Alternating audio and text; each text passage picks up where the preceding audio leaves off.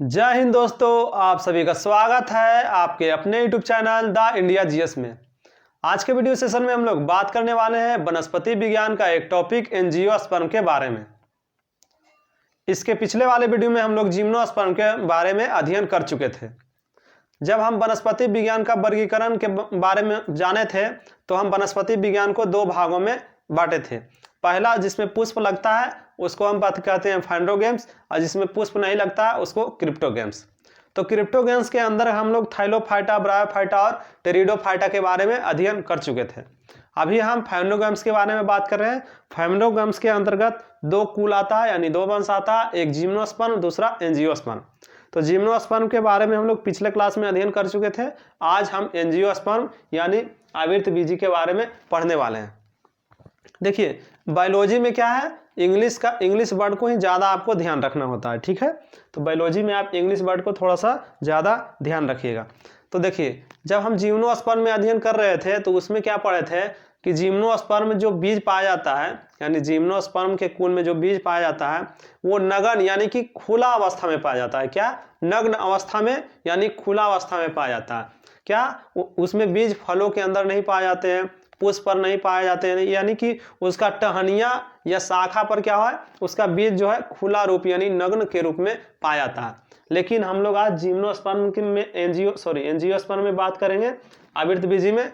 इसमें जो फल क्या होता है, समानता जिस प्रकार आप देखते हैं फलों के अंदर बीज पाया जाता है, उसी प्रकार इसमें क्या होता है, आवृतबीजी में जो बीज होता है फलों के अंदर पाया जाता है एवं फूलों पर पाया जाता है, ठीक है। इसका सबसे मुख्य बातें क्या है, इसका जो बीज है फलों के अंदर पाया जाता है एवं बीजों पर पाया जाता है, जबकि जिम्नोस्पर्म में ऐसा नहीं होता। उसमें क्या होता है, बीज नग्न या खुली अवस्था में होता है। इस टॉपिक में हम और बातें करेंगे कि कौन से पौधे कौन सा वंश में पाया जाता है, एक बीजी पत्री क्या होता है, द्विबीजी पत्री क्या होता है। तो चलिए हम लोग इसको ध्यान से देखते हैं और इसका कुछ पॉइंट्स की बातें जानते हैं। तो देखिए, आवृतबीजी का सबसे पहला पॉइंट आप याद रखिएगा कि इसमें जो बीज होता है फलों के अंदर एवं फूलों पर पाया जाता है। इसमें क्या होता है, बीज में एक प्रकार का कवर होता है जिसे आप बीज पत्र कहते हैं। तो क्या होता है, इसमें बीज पत्र पाया जाता है, ठीक है। देखिए, इसमें प्रजनन अंग क्या होता है, प्रजनन अंग इसका पुष्प होता है, ठीक है। इसका जो प्रजनन अंग होता है इसका पुष्प होता है। इसमें जो निषेचन की क्रिया होता है, इसमें निषेचन की क्रिया कैसी होती है, दोहरी निषेचन होती है, जिसे आप इंग्लिश में डबल फर्टिलाइजेशन कह सकते हैं, ठीक है। उसके बाद ये क्या है, इसमें जो संवहन ऊतक, आप जाइलम एवं फ्लोएम के बारे में जानते ही हैं। जो जाइलम एवं फ्लोएम होता है इसमें क्या होता है, पूर्ण विकसित होता है, ठीक है। तो चलिए इससे संबंधित कुछ हम लोग प्रमुख नोट बना लेते हैं। तो देखिए, इस कुल के पौधों में, ठीक है, पौधों में बीज फलों के अंदर एवं पुष्पों पर पाया जाता है, ठीक है, पाया जाता है। देखिए, इसमें क्या होता है, इसमें बीज पत्र पाया जाता है, बीज पत्र जिसको आप लोग कवर कह सकते हैं, ठीक है। इसमें बीजों का कवर कह सकते हैं, इसको आम बोलचाल की भाषा में इसको बीजों का कवर कह सकते हैं, यानी इसमें बीज पत्र पाया जाता है, ठीक है। इस कुल का प्रजनन अंग क्या होता है, प्रजनन अंग पुष्प होता है, ठीक है, पुष्प है। इस कुल का प्रजनन अंग क्या है, पुष्प है, ठीक है। इसमें क्या है, इसमें निषेचन की क्रिया क्या होता है, दोहरी निषेचन होता है, दोहरी निषेचन होता है, ठीक है। देखिए, इसका जो संवहन ऊतक होता है, संवहन ऊतक में आप जाइलम फ्लोएम कह सकते हैं, ठीक है, जाइलम फ्लोएम, ठीक है। ये क्या होता है, फ्लोएम पूर्ण विकसित होता है, ठीक है, पूर्ण विकसित होता है। आप लोग क्रिप्टोगैम्स में जब पढ़ते होंगे तो उसमें क्या होता था, संवहन ऊतक नहीं होता था या विकसित भी नहीं होता था, लेकिन इसमें क्या है, संवहन ऊतक पूर्ण विकसित होता है। देखिए, ये कुल के पौधे क्या है, झाड़ियाँ के रूप में भी आपको मिलेगा, लता के रूप में और बेच के रूप में मिलेगा। यानी ये क्या है, ये साग का मतलब हुआ लता, जिसको आप लोग इंग्लिश में हर्ब्स बोलते हैं, ठीक है। उसके बाद ये क्या है, झाड़ियाँ, जिसको आप इंग्लिश में क्या बोलते हैं, सर्व्स। ठीक है, सॉरी, इसको क्या बोलते हैं, सर्व्स। और ये पेड़ यानी कि ट्री के रूप में भी पाया जाता है। देखिए ये क्या है, ये भोजन किस प्रकार करता है, ये भोजन सभी प्रकार से कर सकता है, यानी कि ये मृतोपजीवी भी हो सकता है, मृतोपजीवी, ठीक है, परजीवी, ये स्वपोषी। और इसका एक सबसे प्रमुख क्या है, इसका सबसे प्रमुख विशेषता इसमें क्या है कि ये कीट भक्षी भी हो सकते हैं, यानी कीट भक्षी यानी कि जो कीटों से अपना भोजन प्राप्त करता है उसे हम क्या बोलते हैं, कीट भक्षी पौधा बोलते हैं। इसको इंग्लिश में क्या बोला जाता है, इसको इंग्लिश में बोला जाता है पीचर प्लांट। ठीक है, इसको इंग्लिश में क्या बोला जाता है, पीचर प्लांट। इसको इंग्लिश में क्या बोला जाता है, पीचर प्लांट। तो देखिए ये क्या है, ये साग के रूप में रह सकते हैं, झाड़ियाँ के रूप में रह सकते हैं, ये पेड़ के रूप में रह सकते हैं। ठीक है, ये मृतोपजीवी, परजीवी, ठीक है, स्वपोषी एवं कीट भक्षी भी होते हैं। इसमें क्या है, इसमें संवहन ऊतक पूर्ण विकसित होता है, इसमें निषेचन की क्रिया दोहरी निषेचन होता है, इसका जो प्रजनन अंग है वो पुष्प होता है, इसमें बीज पत्र पाया जाता है, और ये क्या है, इसमें बीज जो होता है फलों के अंदर पाया जाता है। ठीक है, देखिए इसको क्या है, इसको हम बीज पत्र के आधार पर हम दो भागों में बांटते हैं, और दो भागों में हम लोग किस किस कुल के पौधे यानी कौन से पौधे किस कुल में आते हैं इसके बारे में भी अध्ययन करेंगे। तो बीज पत्र के आधार पर इसको हम दो भागों में बांटते हैं। एक होता है एक बीजपत्री, एक बीजपत्री जिसको क्या बोला जाता है, मोनोकॉट, मोनोकॉट। और दूसरा क्या होता है, द्विबीजपत्री, जिसमें दो बीज पत्र पाया जाता है उसको बोलते हैं द्विबीजपत्री। इसको क्या बोला जाता है, डाइकॉट। ठीक है, मोनोकॉट, डाइकॉट। तो इसको आप लोग पॉइंट बनाकर नोट कीजिएगा। ठीक है, इसके बाद हम लोग एक बीजपत्री और द्विबीजपत्री के बारे में जानेंगे और इसके अंतर्गत आने वाले पौधों एवं कुल के बारे में भी जानेंगे। तो आप इसको नोट कीजिए। अब मिटाते हैं इसको हम। वीडियो अगर पसंद आए तो लाइक और सब्सक्राइब करते रहें। ठीक है, चलिए हम लोग अब एक बीजपत्री के बारे में जानेंगे। एक बीजपत्री क्या होता है, जिसमें एक बीज पत्र पाया जाता है। ठीक है, जिसमें जड़ें क्या होता है, विकसित नहीं होता। तो हम लोग ध्यान देने वाले हैं एक बीजपत्री, एक बीजपत्री जिसे इंग्लिश में क्या बोला जाता है, मोनोकॉट। ठीक है, एक बीजपत्री यानी मोनोकॉट। तो इसका सबसे प्रमुख बात है, इसमें क्या होता है, इसमें एक बीज पत्र पाया जाता है। ठीक है, एक बीज पत्र पाया जाता है। इसमें क्या होता है, जड़ पूर्ण विकसित नहीं होती है, पूर्ण विकसित नहीं होती है। देखिए इसका एक सबसे प्रमुख क्या है, इसमें कैम्बियम उत्तक नहीं पाया जाता है, कैम्बियम उत्तक, कैम्बियम उत्तक नहीं पाया जाता है। अब ये कैम्बियम उत्तक क्या होता है, देखिए कैम्बियम उत्तक क्या होता है, पौधों को वृद्धि यानी कि जब पौधे की वृद्धि होती है तो कैम्बियम ही उत्तक क्या होता है, वृद्धि करता है। क्या करता है, कैम्बियम उत्तक ही वृद्धि करता है। रेलवे के एग्जाम में पूछ दिया गया था कि कैम्बियम उत्तक किस में पाया जाता है। इसमें चार ऑप्शन थे, ब्रायोफाइटा, टेरिडोफाइटा, मोनोकॉट और डाइकॉट। तो इसमें आप क्या कहेंगे, ये कैम्बियम उत्तक इसमें नहीं पाया जाता है, यानी कि द्विबीजपत्री में कैम्बियम उत्तक पाया जाता है, यानी डाइकॉट में पाया जाता है, और मोनोकॉट में द्विबीजपत्री में मोनोकॉट में क्या है, कैम्बियम उत्तक नहीं पाया जाता। तो इसका सबसे पहला मुख्य बात है, इसमें एक बीज पत्र पाया जाता है, इसका जड़ पूर्ण विकसित नहीं होता है, और इसमें क्या होता है, कैम्बियम उत्तक भी नहीं पाया जाता। देखिए इससे जुड़े जो हम लोग प्रमुख कुल या वंश के बारे में जानेंगे। तो सबसे पहले समझते हैं कि इसके अंतर्गत कौन कौन से कुल और कौन कौन से पौधा आता है। तो देखिए इसमें क्या है, लिलिएसी, लिलिएसी सबसे पहला कुल आ गया। इसमें क्या पाया जाता है, लहसुन प्याज, लहसुन प्याज। ठीक है, तो आपको क्वेश्चन में पूछ दिया जाता है कि लहसुन किस कुल का पौधा है, तो लहसुन आपको क्या कह सकते हैं, लिलिएसी कुल का पौधा है।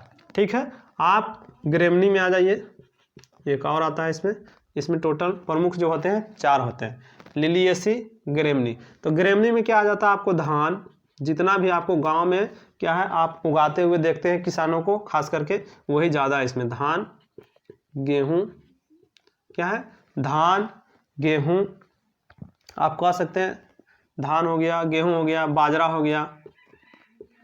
ठीक है, तो जितना भी है ये हो गया गांव में उगने वाला, धान, गेहूं, बाजरा, इस प्रकार के जितना भी है ये क्या है, ग्रेमनी कुल में आता है। और आप पालमी में देखिएगा, ठीक है, पालमी। तो पालमी में क्या होता है, पालमी में आता है आपको ताड़, खजूर, नारियल और सुपारी। क्या आता है, ताड़, खजूर, नारियल एवं सुपारी। और एक आता है म्यूजेसी, ठीक है, इसको भी आप लोग नोट कीजिए। म्यूजेसी के अंदर क्या आ जाता है, केला आ जाता है। तो देखिए ये क्या था, ये एक बीजी पत्री कुल के पौधे हैं। क्या है, ये एक बीजी पत्री कुल के पौधे हैं। लिलियेसी, ग्रेमनी, पालमी और म्यूजेसी। लिलियेसी के अंतर्गत लहसुन, प्याज, ग्रेमनी के अंतर्गत धान, गेहूं, बाजरा जो भी आता है, ठीक है। पालमी के अंतर्गत ताड़, खजूर, नारियल, सुपारी। और म्यूजेसी के अंतर्गत क्या आता है, केला। म्यूजेसी के अंतर्गत क्या आता है, केला आता है। अब बात करेंगे हम लोग द्विबीजी पौधे, द्विबीजी पत्री पौधे के बारे में। तो इसको आप लोग याद रखिएगा, लिलियेसी में लहसुन, प्याज, ग्रेमनी में धान, गेहूं, बाजरा, पालमी में ताड़, खजूर, नारियल, सुपारी, म्यूजेसी में केला। तो हम लोग द्विबीजी पत्री के बारे में जानेंगे, ठीक है। द्विबीजी पत्री जिसको हम लोग इंग्लिश में क्या बोलते हैं, डाइकोट। बायोलॉजी में आप लोग क्या है, इंग्लिश वर्ड को थोड़ा सा ज़्यादा ध्यान दीजिएगा। द्विबीजी पत्री, द्विबीजी पत्री जिसको बोला जाता है डाइकोट। इसमें क्या होता है, इसमें दो बीज पत्र पाया जाता है, दो बीज पत्र पाया जाता है, ठीक है। इसका जो जड़ होता है, इसका जड़ पूर्ण विकसित होता है। क्या होता है, पूर्ण विकसित होता है। इसका जड़ क्या होता है, पूर्ण विकसित होता है। देखिए इसमें क्या है, इसमें कैम्बियम उत्तक पाया जाता है, ठीक है। अभी हम बताएं कैम्बियम उत्तक क्या होता है, तो इसमें कैम्बियम उत्तक पाया जाता है। इससे जुड़े हम लोग कुछ कुल और पौधे के बारे में जानेंगे, ठीक है। तो इससे जुड़े हम लोग कुछ कुल और पौधे के बारे में लिखते हैं। तो देखिए इधर हम लोग कुल के बारे में लिखेंगे और इधर पौधों के बारे में लिखेंगे, कौन कौन से पौधे कौन कौन से कुल में आते हैं। तो द्विबीजी पत्री में सबसे पहले लिखेंगे हम लोग क्रूसीफेरी, क्रूसीफेरी। तो क्रूसीफेरी के अंतर्गत क्या आता है, मूली, शलजम, सरसों, मूली, शलजम, सरसों। क्या आता है, मूली, शलजम, सरसों। इसके बाद हम लोग मालवेसी, ठीक है। ये कुल और पौधे आप लोग याद रखिएगा। मालवेसी में क्या आता है, कपास, भिंडी, क्या है, भिंडी और गुड़हल। क्या आता है, कपास, भिंडी और गुड़हल। इसके बाद हम लोग लेग्यूमिनेसी के बारे में याद रखेंगे। लेग्यूमिनेसी कुल बहुत बार पूछ दिया जाता है आपको एग्जाम में, क्योंकि इसमें क्या है, टोटल दलहनी कुल के पौधे इसमें आते हैं। ये तो क्या है, एग्जाम की दृष्टि से बहुत ही महत्वपूर्ण है। इसमें क्या आता है, बबूल, ठीक है, गुलमोहर, अशोक, अशोक का पेड़ इसी में आ जाता है। आपका इमली भी इसी के अंतर्गत आ जाता है, ठीक है। और कचनार भी इसी के अंतर्गत आ जाता है। आपको कत्था भी इसी के अंतर्गत मिलेगा, ठीक है, कत्था भी इसी के अंदर। और सभी दलहनी कुल के पौधे, ठीक है, सभी दलहनी पौधे, दलहनी पौधे। देखिए ये क्या है, ये एग्जाम की दृष्टि से बहुत ही महत्वपूर्ण है कि सभी दलहनी पौधा किस कुल में पाया जाता है, तो लेग्यूमिनेसी कुल में पाया जाता है। कपास, भिंडी, गुड़हल, मालवेसी, मूली, शलजम, सरसों। इसके बाद हम लोग बात करेंगे कंपोजिट, कंपोजिट, ठीक है। कंपोजिट में क्या आता है, सूरजमुखी, भृंगराज, जितना भी फूल है, ठीक है, फूल के प्रकार आ जाता है, टोटल फूल नहीं आएगा, लेकिन सूरजमुखी, भृंगराज, क्या है, भृंगराज, आपको आ जाएगा गेंदा, ठीक है, कुसुम, कुसुम, आपका इसमें एक डहेलिया भी आ जाता है, ठीक है। तो सूरजमुखी, भृंगराज, गेंदा, कुसुम, डहेलिया किस में आ जाएगा, सब कंपोजिटिव कुल में आएगा। तो आप ये चार और हम कुछ लिखाते हैं इसको मिटाने के बाद, ठीक है। तो इसको आप ध्यान रखिएगा, क्रूसीफेरी में मूली, शलजम, सरसों, मालवेसी में कपास, भिंडी, गुड़हल, लेगुमिनेसी में बबूल, गुलमोहर, अशोक, इमली, कचनार, कत्था और सभी दलहनी पौधे, जो कि क्या है, सबसे इंपॉर्टेंट है। कंपोजिटिव में क्या आ जाता है, एक प्रकार का समझ लीजिए फूल आता है इसमें, सूरजमुखी, भृंगराज, गेंदा, कुसुम, डहेलिया, ये सब क्या है, सभी फूल है। चलिए आगे और कुल, कुछ कुल को हम लोग नाम लिख लेते हैं। चलिए अब लोग हम जानेंगे रूटेसी। देखिए रूटेसी यानी क्या है, इसमें रेशा प्रकार के होता है, ठीक है। इसमें जो होता है फल के अंदर रेशा के प्रकार होता है। तो आप इसमें जो पौधे देखते होंगे, इसमें सबसे पौधा होता है सबसे पहला नींबू, ठीक है। नींबू हो जाएगा, आपको चकोतर हो जाएगा, नींबू चकोतर। आप इसमें मौसमी को भी ले सकते हैं, मौसमी। आप बेल को भी ले सकते हैं, नींबू चकोतर मौसमी बेल, ठीक है। संतरा भी इसी के अंतर्गत आप ले सकते हैं। देखिए ये सभी फल के अंदर क्या होता है, जड़नुमा या रेशानुमा पाया जाता है, इसलिए इसको रूटेसी कुल में रखा गया है। यानी रूटेसी कुल में क्या पाया जाता है, नींबू चकोतर मौसमी बेल और संतरा। इसके बाद आपका आ जाएगा कुकुरबिटेसी, ठीक है। कुकुरबिटेसी जो होता है ये गर्मियों में उगने वाले पौधे होते हैं, लतेदार, ठीक है। इसमें सभी लतेदार, इसको आप कह सकते हैं लतेदार पौधे, लतेदार पौधे। अब लतेदार पौधे में क्या आ सकता है, आप सबसे पहले देखें तरबूज को देख सकते हैं, तरबूज, ठीक है। खरबूज, लौकी, अब खीरा, परवल, जितना भी ये सब है ये क्या आ गया, लतेदार पौधे जितना आ गया, ये भी क्या है, एग्जाम की दृष्टि से बहुत ही महत्वपूर्ण है।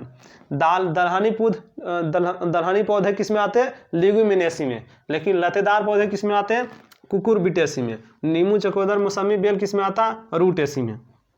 अब हम लोग याद करेंगे सोलेनेसी, सोलेनेसी। सोलेनेसी में क्या आता है, आलू, बैगन, मिर्च, टमाटर, ठीक है। सभी सब्जी, आलू बैगन मिर्च टमाटर।